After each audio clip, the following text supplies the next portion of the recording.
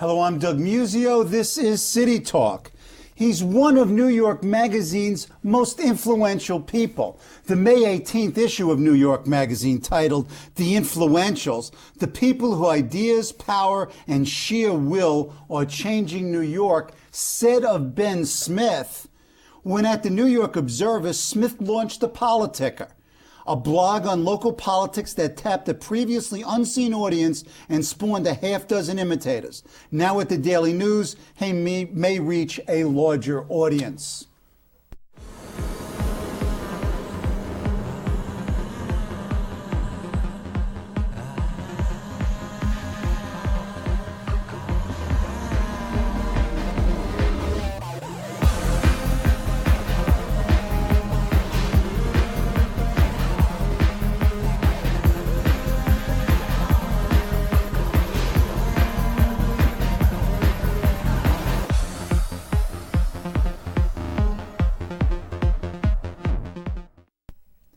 Ben Smith joins us today to talk about blogs, blogging, and the blogosphere, and his new gig at the Daily News, and Rudy, and Hillary, and Mike, and Elliot, and George, and on and on. Welcome, Ben. Thanks for having me.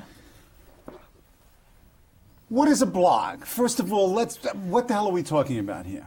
Well, they're basically, it's a new technology for doing something that really isn't that interesting, which is just, putting words on a page in front of somebody. You can just do it more quickly and without printers and without, it's a very basic internet technology where you just, as many times a day as you like, if you have something to say, you put it up there and it goes up on the web instantly. And all kinds of people read it, come back, comment, comment. Yeah, whoever wants to can read it, and on the sort of basically quite basic thing that I do, they can write comments underneath the post, and which keeps you very honest. And it also could be extraordinarily addictive. You could spend 24 hours a day involved in this, particularly those of us who are involved in these non-ending political bullshit sessions. It's gone electronic. It's sophomore year, but it's on the web. Well, politics is all about rumor and gossip and little mini stories that are part of a bigger story and about personality, and so it's a very good medium for politics. How did you get to be the premier blogger? You were a straight mainstream journalist. Just give us a little bit of you were a mainstream journalist. We're going to keep my sexuality totally out of the picture. I don't care that you're straight at all. Talk about a little bit about your background and how you developed the Politicker at the Observer and how it became the most influential and, as New York Magazine pointed out, most admired and imitated blog. Well, in the city. It's funny. New York is always because I think it's because it's like a real estate town. It's a very old industry town. New York's always like a couple years behind everybody else in some of these things. And when in covering the 2004 election and for most of the electoral season, writing about Kerry and George W. Bush, because that was the interesting story for the New York Observer where I was at the time. Right. On one hand, it's very frustrating to write these stories, and they just kind of fall into the ether. You don't quite know what happens to them. And at the same time, I was reading all these blogs, which were very kind of vital and having this part national of blogs, part of this running conversation. Right, in and around the election. Right, national blogs, and also, if they were in some state, if they're in, if the two candidates are in Ohio, there may be some Ohio blog that has something interesting to say or some new piece of information, and then gets into the conversation that way. Right, and part of them then the mainstream media picking it up. Yeah, although the mainstream media, there's a lot of hype about blogs and what they do that is maybe in a way overhyped by the mainstream media. Go ahead. There's a very big liberal blog called Daily Kos on which, if anything happens, it's sort of basically a story in the New York Times. But it's not, and while it has a whole lot of readers, that's not to say that all of them necessarily take their marching orders from the blog. Sure. And so there's this, I don't know, it's a little bit of the late 90s internet stocks with the blogosphere. Everybody's really interested, but it's not quite clear that they have the kind of impact that they will have at some point in the future. Okay, talk about that. What impact are they having now? What impact are you having now? And what impact will you have in the future? Conceivably, what could be a trajectory? Well, I think it's I think it's a technology. It's like the printing press. What impact did it have? A lot of different people do a lot of different things with it. I am basically a straight journalist, and so most of what I do with it is report things. Make phone calls, get emails, send instant messages with people until I figure out that something is true. And if it's news, like yesterday, Aldamato had something to, had good words for Elliot Spitzer. I put it on the site.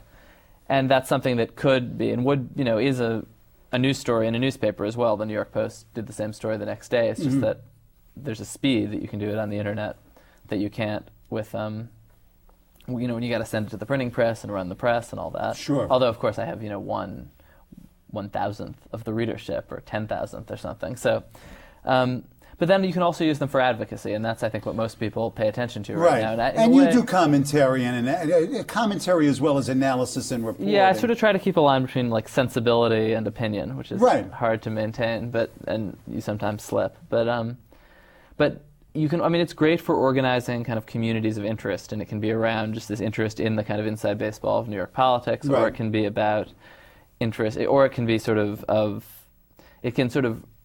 it's a tool for organizing activists to give money or to take action in some way. And so that's what, I mean, the primary challenge to Joe Lieberman, which I think most people think won't actually beat him for the Connecticut Senate, but was it's the sort of thing that in 10 years, 2 years, maybe would, was very much organized in the liberal blogosphere. And just sort of, people want to take out Joe Lieberman all over the country, and they're scattered, but liberal Democrats do, but kind of, it gives them all, everybody's able to pay attention to it simultaneously. It gives them, and to focus channel there. Right. And to debate who's going to be the best challenger, and I mean, all this stuff gets kind of hashed out, which isn't to say that it comes to the best conclusion in terms of picking the most viable candidate or anything else, because it's dominated by the left, by the activists. How does this evolve? How do you see this evolving both nationally and in New York City? I mean, in New York City, we went from essentially the Politicker, your blog at The Observer, now to a multiplicity of blogs,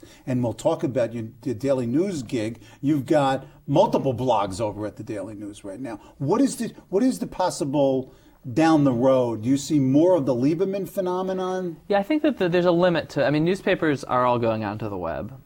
And the New York Times already, often if they have a political story that they've got in the middle of the day and they don't think will hold, they'll put it up on their website at 2 p.m, and that's not really that different from what I do. So I actually think that the kind of blog that, like newspaper reporters' blogs, where it's just really straight reporting is kind of, I think that kind of starts to fade, because I think newspapers will increasingly just put whatever they've got online as they've got it. Right. And so that's really not that different. And what's left for the blog is stuff that isn't important enough to be in a big story on the website, but I think the distinction between those two things fades a little, and what's left is like kind of columnists, sort of something like the equivalent of a columnist who has a real voice and maybe an agenda, but certainly a clear voice. What do you get out of it? I mean, what is your charge? What do you... Well, it's just incredibly immediate. I mean, you're really in this conversation with your sources, and as a reporter... Immediate gratification, you love it. Yeah, well, that in that sense, but also it's just very, like, direct. You're in this conversation with your sources, and you're always, as a reporter, in conversation with these sources, but it's like... I mean, the blog started in my head really as a conversation with another reporter that I was always having, just the way reporters talk. Right. And then you just sort of put stuff up, and in a way it's really for a very small audience of just a couple people who are your best sources, the people you think are really plugged in, and if they're interested, you figure other people will be too. But they're seeing it and they're writing back, and I mean, the most journalistically satisfying thing about it is that you just can't swear on TV. You can't fake it. If you've got something up there, and often in writing a story, there'll be some piece of it you don't quite know the whole history of, and you'll fudge it. Sure. And nobody will call you on it necessarily, or somebody will write a letter to the editor, and maybe you'll have to run a correction. But on the site, you just can't do that, because they hammer you immediately. One of the people you're writing about will be like, I wasn't there at that time. So you just can't fake it, and it'll be instant, and you kind of have to correct it. I mean, there's no room for faking it. The charge that the blogosphere is full of people who do unedited, insubstantial or unsubstantiated content is really, you're arguing, untrue, because in a sense there's a self-corrective mechanism. Yeah, I mean, there's that kind of intelligence of wisdom of crowds thing. I mean, I don't know. It is full of people who do totally irresponsible stuff. I mean, and the anonymity allows you to do that. But it's also full of reporters doing very responsible traditional stuff and sort of striving for the same kind of objectivity. I mean, it's a big place. Looking at both your communicants, if you will, both at the Observer. I'm a priest now. Right. Well, to a certain extent, there is that element of communion and community here. There are certain regulars. Yes, we also offer wafers. Oh, nice. Very no. Let's not go. Okay. You have regulars. Both you had them at the Observer, and you have them now, and they have their own call names and anonymous, and some of them are named people. Do you know, number one, who these folks are, and do they pick their own niches, and you learn from them from their niches? Yeah, I mean, there's people there with names like Gatemouth and Yoda, and I actually do know who most of them are, just because a lot of them were my source. You know, in a way, you're like, this person used to be my source and tell me these things, and I would get the credit for them, and now they're writing them themselves. Oh, so I mean, that's it's sort of a funny transition. Thing, okay. In a way, and I think that's actually, and there's this other blog that I started with another guy called Room 8, which you've written for. We'll talk about. Which gives, I mean, in a way, the really new thing is that people who didn't have, I mean, I already had a place to publish my musings and whatever, but there's a whole level of people who either would kind of get their opinions into the paper through reporters, or because they work in politics and make a living there, can say certain things but not other things. Right. Who, because, I mean, sometimes anonymity leads to really nasty, awful, false charges and things like that, but it can also be, I mean, politics, everybody's lying all the time. And then sometimes... Wait a minute, is this one of Smith's laws? Well, no, but certainly, like, you know, if you got two campaigns, they both say they're winning. Right. And one of them usually knows that's not true. Right. So, I mean, there's just a lot of dishonesty in politics, and in a way, anonymity sometimes can be much more honest. Okay. Now, at the Daily News, when you moved from the... You always have to say your boss is a good guy, and it's not always true. This is correct. You went from, well, where were you before the Sun? You went for a straight financial newspaper. Yeah, I was stringing for the Wall Street Journal in Eastern Europe. Right. And then you went to the Observer. Then you went to the Sun. I suppose I actually got really obsessed with American blogs right after 9/11, sitting in internet cafes in Latvia, like just trying to read everything I could because I felt so sort of stranded. There's a short story here, you know, right, but, blogging in Latvia. Then you went to the Sun. Then you went to the Observer, where you did the Politicker. Right, and now, within the last month, you moved over to the Daily News, and you've got both a weekly column and you've got a blog, but then you've set up other blogs. Talk about your Daily News gig and how you balance your journalism or the interaction of your journalism with your blogging, if I can make that distinction. Yeah, it's I mean, at the Observer, which I really loved, which is a great newspaper, and I just subscribed to it actually last night because I missed it. I just couldn't quite deal with writing a 2,000-word story a week and feeding this blog and keeping it. It just kind of wasn't. It was too much work, honestly, because the blog just had become so consuming. Right. And the Daily News offered me this great gig of writing a weekly column of your choice. What's your politics, title? Political columnist. Oh, okay. And blogger. I think at least in the draft of my contract, the title was political columnist ? But nice. It's sort of new to everybody. Right. But and to write this and to have a blog that is actually a lot like what I was doing at the Observer. Although, I mean, just because I think this is increasingly, I mean, now that there's a number of blogs, when the Politicker was the only one, for a minute I was sort of a wire service, and there's in a way nothing easier than just taking information off a press release, being the only source from which people can get it, and putting it on the internet. Yeah, but wait, you're being modest. There was more than that. Every insider was reading it, and a lot of the insiders who were reading it were participating in it. So it was a way that the insiders really were communicating with each other. Right. I mean, it's a bit incestuous, but it was certainly influential in that sense because of its newness and its directness. Right, and judging by my traffic, I think a lot of that conversation has moved over to the news site. But I'm trying to have a bit more of a voice myself, and just because I think that, in a way, like increasingly as a lot of content goes online. What is this voice? What's the voice? Just whatever I think. It's just me. I mean, it's pretty uncalculated. How does this work? I mean, it pops into your head, you read it.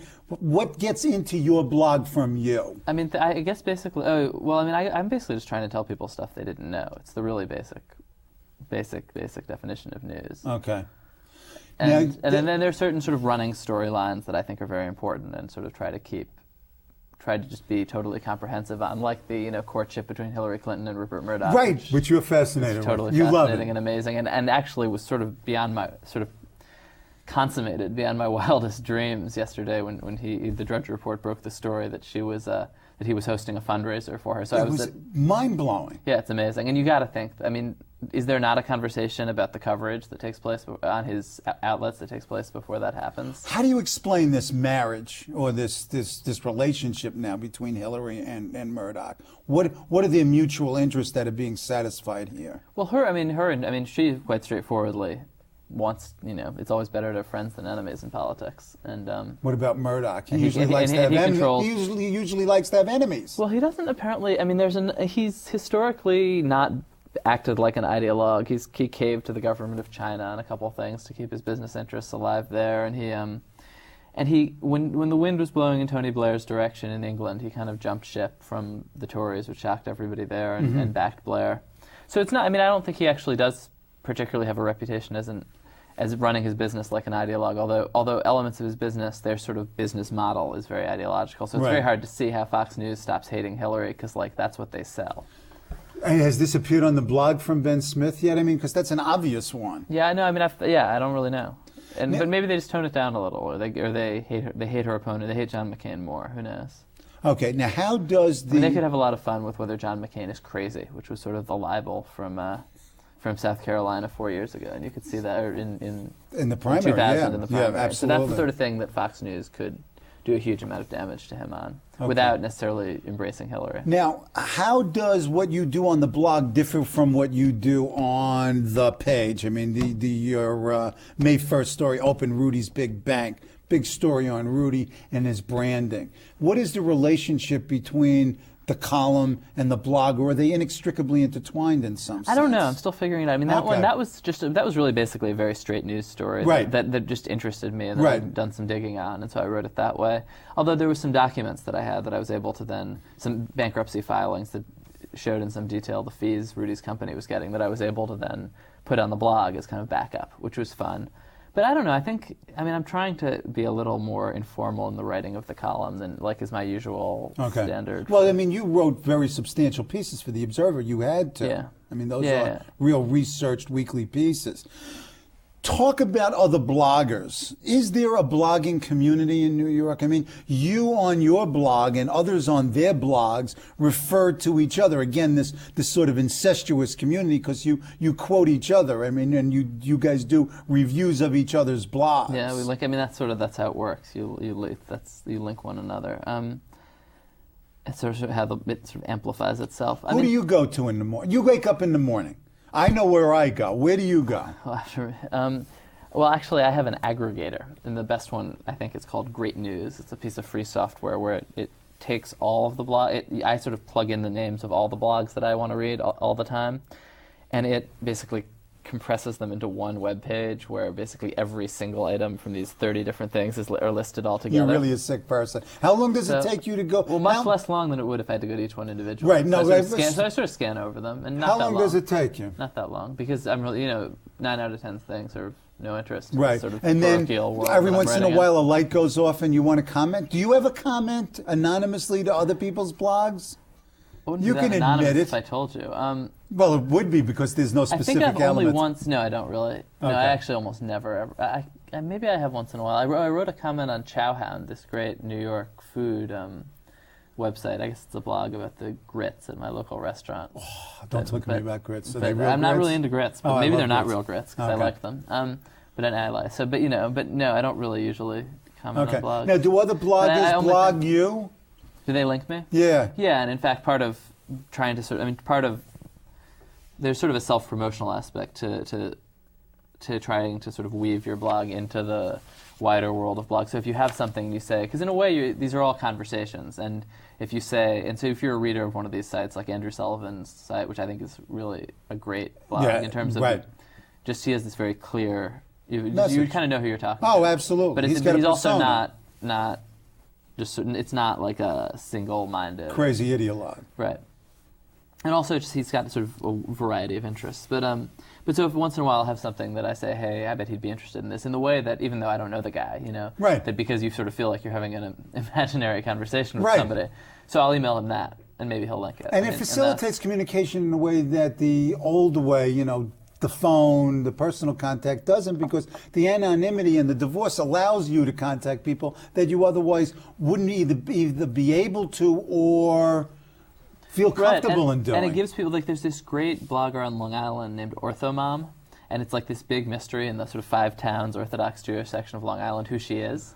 But she, I mean, Orthomom, I love Orthomom. it. She emails me once in a while from orthomom@gmail.com. I have no idea who she is, but she's like a very astute political analyst. And who creates, and everybody in her synagogue, who like, provokes everybody. Right, and they know which synagogue she's in, but like nobody knows who she is. Well, so this it's is like the talk come of on. the synagogue. This is it. It's great. You started a new blog called Room 8. Yes. What was the concept behind that? In fact, you invited me to submit, and I did my first blog last week with you. Talk about Room 8. Yeah, it's and what Room 8 means. I mean, what's the significance of the term Room 8? Well, Room 9 is the legendary City Hall press room, and so Room 8, the idea was kind of as an imaginary, virtual it was press like room next door to it. The Hogwarts stations and trains. Exactly, right, at City Hall. So, although it turns out it's actually also a small room in the basement. Nice. Who knew? There is a Room 8. Yeah, but it's sort of past the security fence where we aren't supposed to wander, so I hadn't noticed. But it was something I started when I was at the Observer with a guy named Gur Sabar, a very smart guy who'd run for city council. Right. And the idea was really there were these people who developed these very clear voices and pseudonymous identities who kind of wanted a forum where they could still have their own conversation rather than just commenting on what I was saying. Right. And so that's really what it was, along with some sort of servicey things that people in politics. But then you invited people to do it. I know you invited me to do it. I don't know if you invited people like Jerry Skurnick, who's, very astute observer. You've got some good people in that Room 8. Yeah. And are you still recruiting them? And how do you? I mean, No, we don't. I mean, I actually, because I, work for the news. I don't sort of actively really do that much on that site. Other than, I just think it's interesting. Yeah. But I don't kind of, I don't think I'd sort of go beyond my responsibilities to the news and promoting it. But I think most of the people who were there came there. On their own in a certain way. Right. They wanted to do it. Right. I know. And when you invited me, I was sort of hesitant because I've done stuff on deadline, and I don't like doing the deadline. But there's no just deadline. getting an email on your computer saying, "What do you think about this?" and then you sit down and write it. It was a quick way to get something out. Get small ideas. Yeah. It's a little mini op-ed. And it's like the idea. The scary thing is it's totally out of my control. It's just whatever happens, there happens, and I have literally zero control over it. Are you sometimes beyond just pulling the plug? Have you ever done it? No. You can't. You just have to let go. Are you sometimes appalled at what's posted? Oh, totally. Totally nice. Yeah. And do you ever say to yourself, "Boy, I wish I hadn't done this"? No, it's really interesting, and you just have to. That's sort of. On the internet, it's scary, but it is sort of the next thing. And it's. I don't know if you would call it journalism at all, but it's about just sort of like people want to say stuff, and they're going to say it somewhere, and if you can kind of organize it in an intelligent way, maybe that helps. Okay, let me give you a couple of. I want you to give me a couple of blogs. I'm not sure that's how I work, but go ahead. On people, no, just as a reporter. If you were going to blog Rudy, what would you want to know, or what would you ask? What would you pose? I don't know. Yeah, I'm not sure the blogging aspect of it, but I do think the interesting question about him. You're a journalist. You're a columnist. Right now are sort of about his business. When he does even these high-profile political trips to Iowa, it's in the context of his being there because he has a paid speech. Right. It's the sideline, and he's very engaged in his business. I wrote about the investment bank, which does a lot of bankruptcy work. So you're saying that the politics is ancillary to the business, or vice versa? I think the politics is ancillary to the business. Okay. I think in his life, he's spending lots and lots of time and energy and sort of intellectual energy on the business. He's building this huge business, making lots of money, and he's not spending. He has like 2 or 3 political staffers and hundreds of people working for his business. Well, John Avlon just moved from the Sun to do speech writing for him. So he was the first actual political staff. There are 2 people who work for on his political staff. A couple others on his business staff who are basically. Is he running for it? Is he just sniffing around? Where do you see him? Who knows? I think it's possible. He's not. He says he hasn't decided. I don't see any reason not to take him at his word. Okay. What about Hillary? If you were going to blog Hillary today. I would be blogging about the Financial Times story on her and Rupert Murdoch. In fact, as soon as I get out of here, I'm going to do that on my BlackBerry. Okay. This is good. The immediacy of it all. Yeah. If I recall, you did a story in the Observer on this, didn't you? Yeah, I this is sort take of some ownership. Yeah. This was I think I noticed first that the Post was being oddly friendly to her. What about Mike Bloomberg and Ground Zero? I mean, what is the blog point there? I mean, he did have like an incredibly good week 2 weeks ago, when it seems like he sort of pushed a deal through in which now, I mean, it's sort of a pre-deal. There's like a structure under which it's conceivable that something will happen there, as opposed to this just sort of nobody even quite agree on who owns it. He's taken over after abdicating it in the first administration. Now he's taking something it like over. that, yeah. I mean, he's coming from a position of institutional weakness. I mean, the city doesn't. What about Pataki? What do you have to say? There was the Legislative Correspondents Association in Albany dinner was the other night, and was incredibly hard on. It's a sort of spoof. These reporters perform skits. Like the Inner Circle. Right, like the Inner Circle or the Gridiron in Washington. Right. And the line on Pataki was just sort of, it was quite harsh. I mean, it was, a warning from Pataki to Elliot Spitzer, from, I guess, the legislative leaders to Elliot Spitzer to not make Pataki's mistake and try to actually run the state, because Pataki, he did. Nice. And something else, Pataki's song, I think, began, a staff I've never met, a mansion where I never bothered to sleep. His presidential race is hallucinatory? It sure seems that way. Okay, Spitzer and Swazi? I don't know, I cover them. I'm reluctant to opine. I mean, Spitzer's looking incredibly strong. Swazi hasn't managed to really land any punches at all. And then the Republicans? Hard to see how they win anything. I mean, it's just tough. Although Bill Weld is a very entertaining guy and a very smart guy, and sort of, in sort of cocktail party chatter can, as he did at the Inner Circle, at the LCA, he ran circles around Elliot Spitzer. Yeah. But that's not how elections are decided. Or governments run. Right. Okay, so upcoming blog stories. You're running out with your BlackBerry. You're doing Hillary and Rupert. What else do you see in the next couple of days that might the be whole posted? contents of my head is up there at any given moment. So Okay. it's funny. It's sort of odd. And people ask me, like, so what's going on? I'm sort of like, absolutely everything that I know that is slightly interesting that I've confirmed is on there. Okay. And the other stuff I'm still digging on. Well, this is good, But man. it's a little scary, because you sort of like, they say, you're in newspapers that you're only as good as your last story. There's this sort of constant insecurity of writing for a daily newspaper that, like, it's just, I mean, it's nice and satisfying because of the stories, but it can also be annoying. But now I feel like I'm sort of only as good as my last blog item. Which is a little, well, keep kind of it keeps up. you on your toes. We'll log in. Give us the web address of your daily news website. It's at blogs.nydailynews.com/dailypolitics. And room 8? Is at r8ny.com. Good. My pleasure. We'll have you again. Yeah, thank you Take so care. much.